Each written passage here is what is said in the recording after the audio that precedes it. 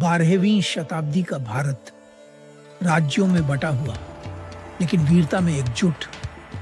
ये वह समय था जब सम्मान तलवार की धार से बचाया जाता था।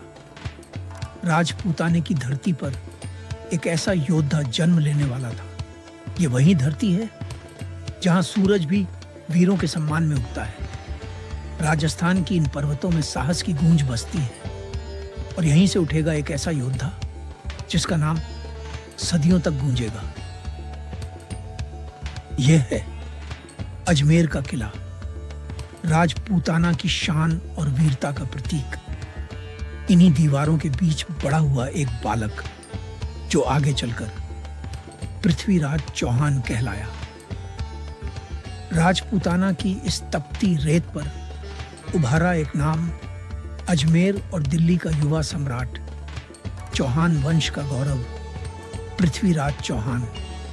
अजमेर की धरती पर एक बालक धनुष संभालना सीख रहा था। उम्र भले ही कम थी पर लक्ष्य अडिग था। गुड़गांव से उठी चुनौती और राजपूताना का वीर युद्ध के लिए निकल पड़ा। सिर्फ 12 वर्ष की आयु लेकिन साहस अपार। गुड़गांव की धरती पर अपने ही भाइयों के विरुद्ध युद्ध के लिए खड़ा था पृथ्वीराज चौहान। गुड़गांव की धरती पर अपने ही भाइयों से तलवारें टकराईं और 12 वर्ष का बालक रण में अडिग खड़ा रहा। गुड़गांव की रणभूमि शांत हुई, तलवारें थम गईं और 12 वर्ष का वह बालक विजयी होकर खड़ा था।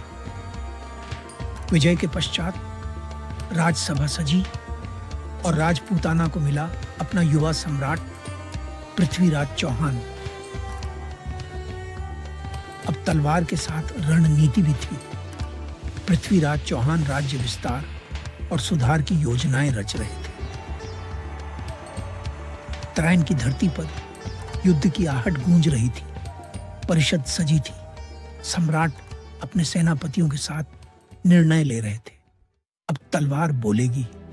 दिल्ली की धरती से पृथ्वीराज चौहान की सेना तराइन की ओर बढ़ी, घोरी से युद्ध करने के लिए। घोरी बढ़ चला था तराइन की ओर, जहां उसका सामना होना था सम्राट पृथ्वीराज चौहान से निर्णायक युद्ध के लिए। वीरों, आज तलवारें केवल युद्ध के लिए नहीं, सम्मान के लिए उठेंगी। याद रखो, हमारी जीत सिर्फ भूमि की नहीं, स्वाभिमान की होगी। और फिर बिगुल गूंजा। तराइन की धरती पर युद्ध शुरू हो गया। तलवारें भिड़ी और रण कौशल चमक उठा। तीरंदाजों ने अपना निशाना साधा और रणभूमि में बाणों की वर्षा होने लगी। चौहान की सेना का कौशल और उनकी वीरता देखकर घोरी का सेनापति घबराने लगा। और फिर घुड़सवारों ने अंतिम प्रहार किया। धूल के बीच रण का फैसला तय होने लगा। धूल बैठ चुकी थी और रणभूमि पर विजयी खड़ा था पृथ्वीराज चौहान। पराजित घोरी विजयी पृथ्वीराज के समक्ष झुका और वचन दिया कि वह युद्ध नहीं करेगा।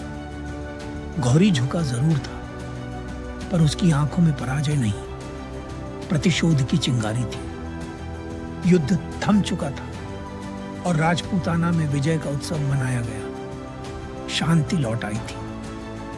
रात गहरी थी, चारों ओर सन्नाटा। और तभी अंधेरे को चीरता हुआ घोरी का हमला शुरू हुआ। अंधेरे में अचानक हलचल मची। बेकाबू हाथी रणभूमि में दौड़ पड़े और सब कुछ कुचलने लगे। उस अराजक रात में पृथ्वीराज सेना को संभालने का प्रयास कर रहे थे। अगले ही क्षण घोरी की सेना ने पृथ्वीराज को चारों ओर से घेर लिया। पृथ्वीराज को बंदी बना लिया गया और घोरी उन्हें अपने साथ अफगानिस्तान ले गया। बंदी जीवन में पृथ्वीराज ने कठोर यातनाएं सहन की, पर उनका साहस नहीं टूटा।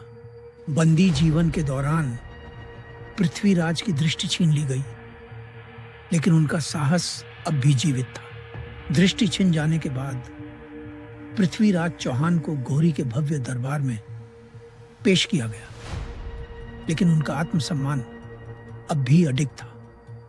घोरी के दरबार में अंधे पृथ्वीराज से शब्द भेदी बाण चलाने को कहा गया और दरबार सांस थामे खड़ा रहा। तभी उनके मित्र चंदबरदाई ने एक श्लोक के माध्यम से संकेत दिया।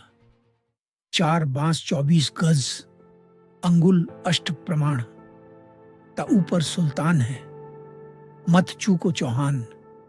संकेत मिल चुका था। धनुष तन गया और अगले ही क्षण पृथ्वीराज का बाण लक्ष्य की ओर बढ़ चला। लक्ष्य उसकी ओर था और पहली बार घोरी के चेहरे पर भय दिखाई दिया। पूरा दरबार स्तब्ध रह गया और अगले ही क्षण लक्ष्य भेद दिया गया। रेगिस्तान की हवाओं ने कहा, एक युग समाप्त हुआ। वीर कभी मरते नहीं, वे इतिहास बन जाते हैं और पृथ्वीराज चौहान एक अमर गाथा बन गए।